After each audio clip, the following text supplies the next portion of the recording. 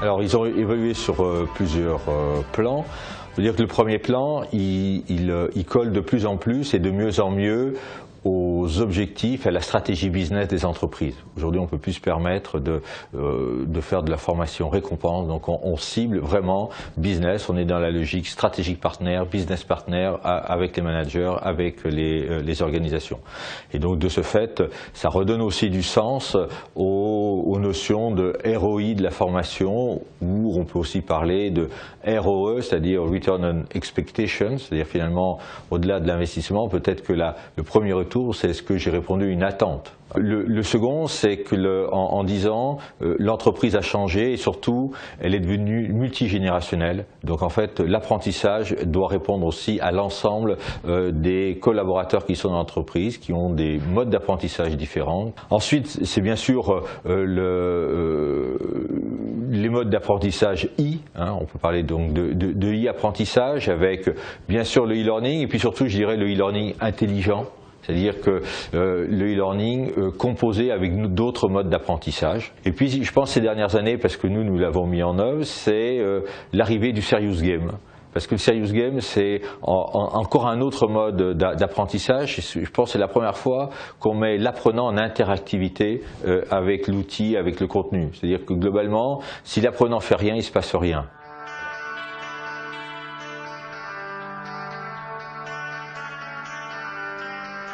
On apprend aussi de façon plus individuelle, c'est-à-dire qu'on a des contenus qui sont à disposition, et ça c'est l'apport des nouvelles technologies, de ce qui s'est passé ces dernières années, qui permettent de former en mode asynchrone l'ensemble de ses collaborateurs et d'aller piocher éventuellement dans un parcours. Donc qu'est-ce qu'on voit arriver?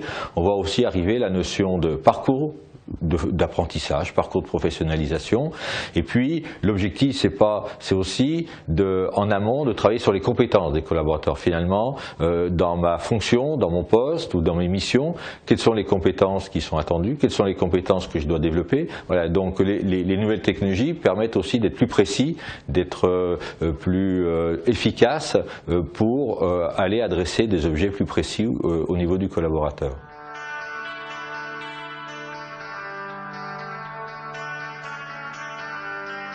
On sera dans un champ d'apprentissage tout au long de la vie, on partira plus en apprentissage, on sera en permanence en apprentissage. Donc je pense que demain, c'est que l'entreprise doit ouvrir tous ses champs de communication, tous ses canaux de communication.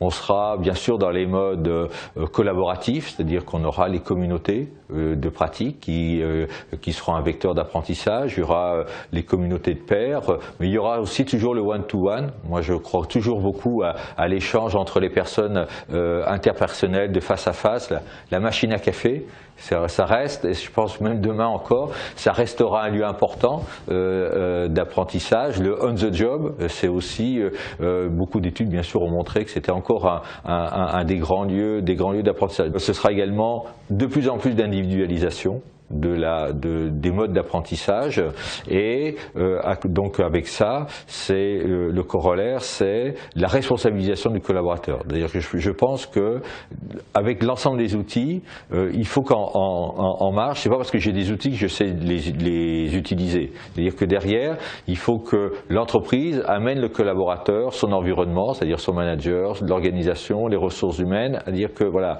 l'apprentissage c'est aussi une co-responsabilité partagée entre le collaborateur et son environnement.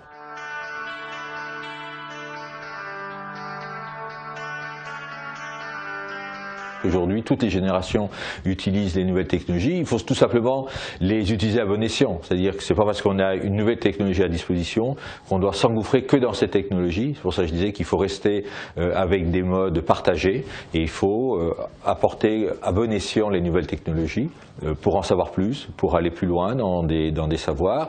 Il y a des savoirs très métiers, très techniques, qui restent des savoir-faire. Donc le savoir-faire, il peut s'apprendre bien sûr par une nouvelle technologie, mais il s'apprend s'apprend aussi sur le terrain. Il ne faut pas mettre en balance le à distance et la proximité. Les deux ont leur intérêt. Voilà, donc, effectivement, il faut apporter des nouvelles technologies, des nouveaux outils aux nouvelles générations.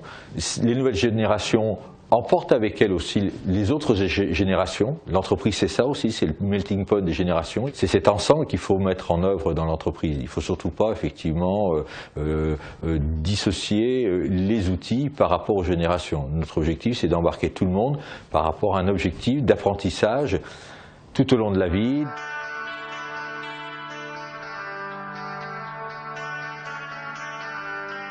Il faut donner une responsabilité aux collaborateurs sur son évolution professionnelle, le mettre en co-responsabilité sur son développement de compétences et lui dire qu'aujourd'hui il a une fonction dans l'entreprise, mais il doit évoluer, la fonction évoluera dans l'entreprise et c'est aussi de sa responsabilité de se mettre dans un mouvement permanent d'apprentissage. Et puis derrière, les fonctions support et en particulier les fonctions ressources humaines, elles doivent également porter tout cet ensemble. En fait, en tant que, je pense, maîtrise d'ouvrage, voilà, elles ont ce rôle de faire de la veille sur les nouvelles technologies, de faire monter en compétence les collaborateurs, d'ouvrir le champ des organisations. Est-ce que demain, on aura toujours un poste, une mission bien définie, ou est-ce qu'on n'aura pas des compétences qu'on a mis en œuvre à différents moments de sa vie professionnelle et qu'on sera capable de mettre en œuvre à tout moment dans l'entreprise parce que